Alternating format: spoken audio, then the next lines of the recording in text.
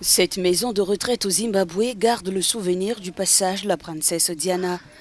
Elle avait inauguré cette résidence en 1993, quelques années avant sa disparition. Plusieurs années plus tard, l'établissement manque de tout et les pensionnaires se font de plus en plus nombreux. Selon Emilia, la directrice, en plus d'une restauration et des parties communes, la résidence a besoin de moyens pour sa survie.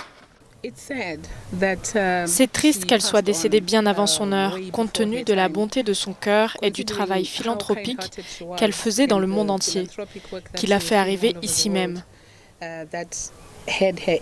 Nous pensons que si elle avait vécu plus longtemps, cet endroit aurait été bien meilleur qu'il ne l'est aujourd'hui grâce à sa fondation.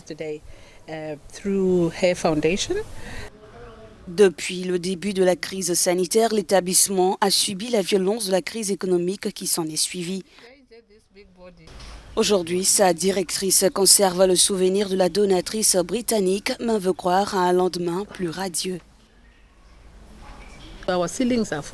Nos plafonds sont en train de tomber. La peinture, vous savez, est en mauvais état. Dans les salles de bain, les douches, les lavabos et tout le reste, ce n'est vraiment pas beau à voir. Et nous aurions vraiment besoin d'un ravalement de tout l'endroit en termes d'infrastructures.